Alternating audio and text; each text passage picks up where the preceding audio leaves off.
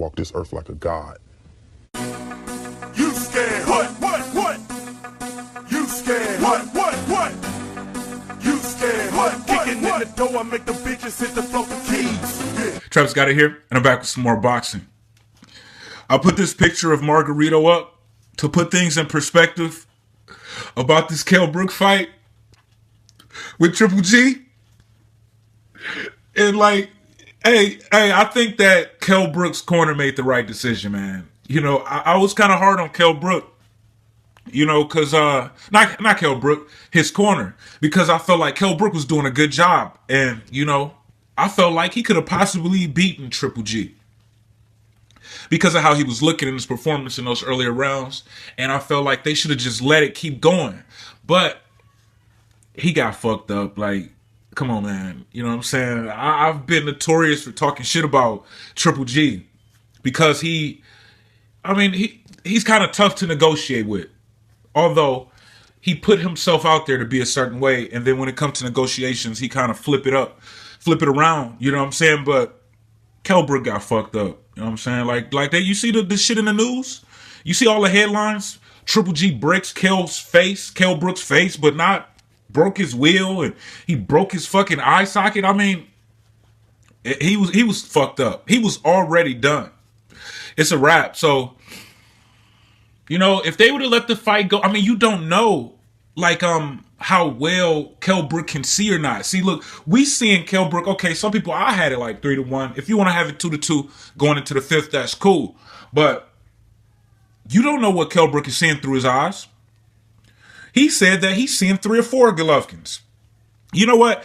I really wanted to give Kell Brook a lot of credit for his performance, man. And I'm really proud of Kell Brook's performance. Don't get me wrong. And I really want to talk shit about Triple G because of the performance, because he shouldn't have looked that way against a welterweight. But at the same time, man, you know, like I had that joy of seeing Triple G, you know, get tagged with a few shots. And then I get to reading the headlines and it's like, Kell Brook's face got broke. His eye socket got broke. And now he's saying it's kind of hard when you see 3 or 4 Triple G's. You know what I'm saying? So, yeah, you know, Kell Brook did put on a good showing for himself. His stock rose. He's going to be, he's a bigger name now.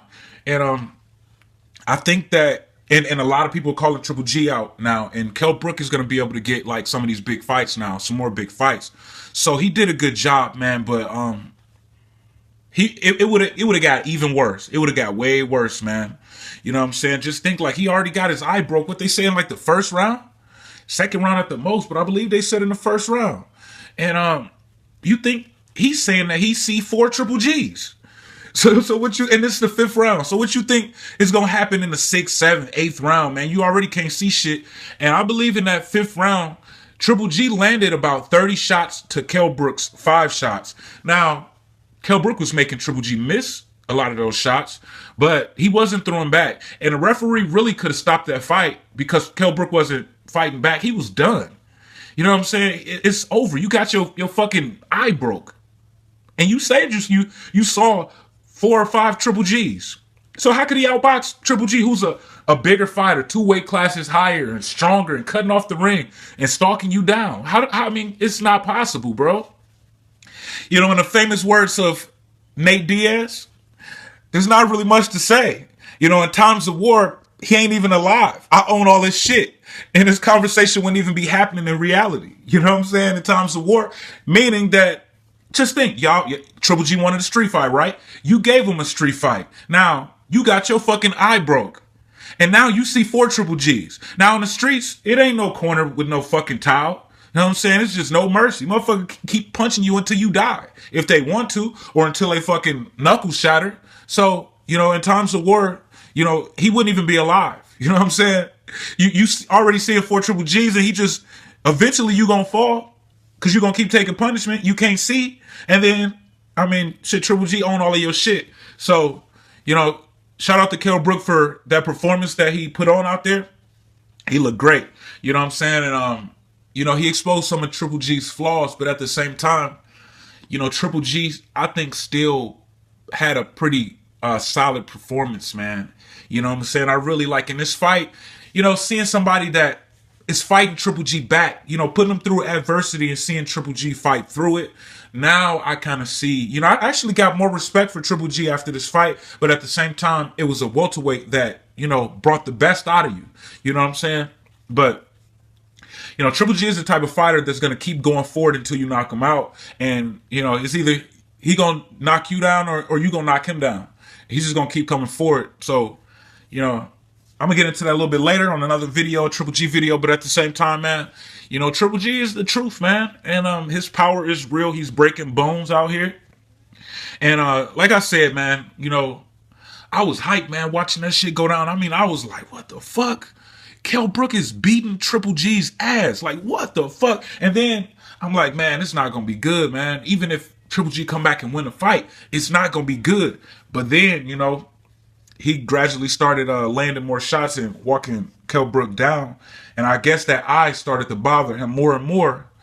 And eventually that was the reason they stopped the fight. And like I said, initially, I was like mad at the corner for stopping the fight, because Kell Brook was doing so good. And even right before they stopped the fight, yeah, Kell Brook wasn't throwing back too much, but he was also making Triple G miss. So, and Triple G was taking deep breaths, you know, out of his mouth, like even in the second round. So I believe Kell Brook was trying to tire Triple G out, and, you know, he's trying to tire him out, man. So, you know, Kell Brook did a good job, but, you know, he was done, man. You know what I'm saying? You can't get your face broken and then come back and outbox a fighter who's just cutting it. You gotta really like be thinking clearly and shit, man. You know what I'm saying? You already, like, each move has to be calculated. But in order to do that, you have to know where the fuck you going. You know what I'm saying? So how could you do that? You see 4 Triple G's coming at you. You don't know if he's coming from the left, right angle, you know, straight in front of you, behind you. You know what I'm saying? You think that you getting jumped by the same person. So, you know, Triple G, he showed that he's a skilled fighter, but he did show that he has flaws out there. But, hey, Kell Brook, he has a bright future ahead of him now, man. And Eddie Hearn revealed that HBO is interested in Kell Brook now. And y'all know Canelo's with HBO. So, you know, it would be nice to see Kell Brook and Canelo fight, but I don't really want to see that for different reasons. Not that it won't be a great fight, but I think that Canelo got other business to take care of. You know, I think after this fight with Liam Smith, Canelo should go ahead and fight Billy Joe Saunders and get that WBO title. And then that way, when Canelo and Triple G fight, it could be for the undisputed middleweight championship of the world. That's what I want to see. That'll make that fight that much bigger. You know what I'm saying? Only one champion. And I would like to see Canelo go into that fight as champion. And, you know, that would happen if, you know, Canelo's out here fighting Kell Brook. Kell Brook is, I mean, it'll be a good fight, but at the same time, that's all it would be. No belt on the line. You know what I'm saying? So, you know what I mean? Canelo got bigger fish to fry. He got Triple G problems right now. And he got to get through Liam Smith, and then he got to get through Billy Joe Saunders, and then you got the undisputed middleweight championship in front of you. But at the same time, there's other fights that's possible for Kell Brook. He said he's going to 154. And some people were saying that 154 isn't really like a stacked division. It's kind of dry down there. I don't really think so. You know what I'm saying? I think that, you know, 154 has talent, but I think that 154 don't really have many stars. But it don't even matter with Kell Brook because he's promoted by Eddie Hearn. Eddie Hearn is a hell of a fucking promoter.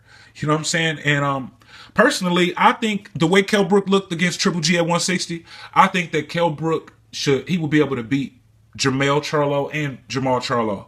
And if they have a fight, Kell Brook have a fight with either one of those fighters for a world title, that's what they call it over there. You know, I think that Eddie Hearn will put that shit on Sky Sports pay-per-view, make it into a huge fight. He's going to offer these guys really big money, offer they can't refuse. So Kell Brook is going to become a champion at 154, whether the haters like it or not. But I think more people like Kell Brook now after that Triple G fight. And I think he could beat both of those Charlos, Jermell and Jamal. So he could either become the IBF or the WBC champion. I think he should stay as far away from Erislandy Lara as possible. I just don't like that fight for Kell Brook.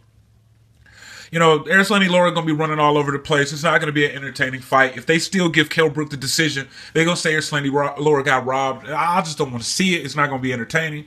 And personally, I'm not really the biggest Erislandy Lara fan. Really, I just want Triple G to fight him just to see how Triple G would look against him. But fuck Erislandy Lara. But, you know, Kell Brook got options, man. So, you know, sky's the limit for him. So shout out to Kell Brook for that performance. I'm looking to see. Oh, shit, I almost forgot.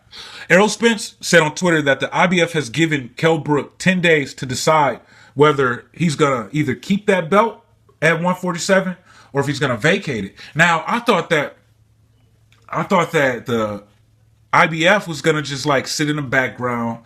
Kell Brook might have pretended that he wanted the Errol Spence fight, and then, you know, the shit just drag on for a long time. But Kell Brook has repeatedly said that he's not going to go back to 147.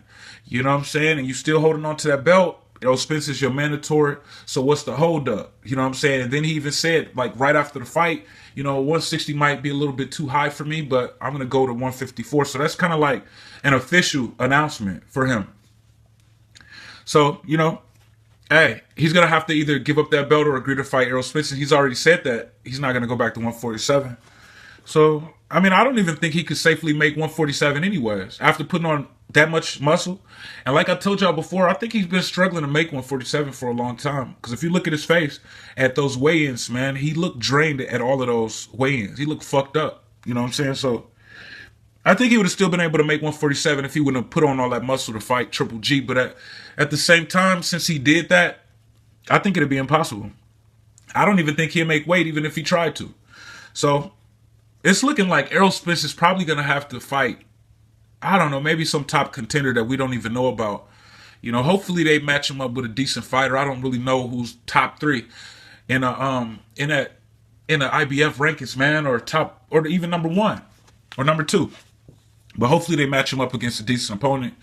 But, you know, most likely he's going to have to fight somebody who's decent, but it's not going to really be the best matchup, man. They're going to act like Errol Spence was given a belt. People still going to be able to duck him saying that he's not a name, he's not a draw, blah. Y'all know how that shit go, man. So, you know, I mean, he's going to get a title. But I don't think it's going to be too easy for Errol Spence to get fights. But back to Kell Brook, man, he looked great out there against Triple G. I'm looking forward to see what he does next, man. He might just want to take a tune-up at 154 so he can get used to that weight.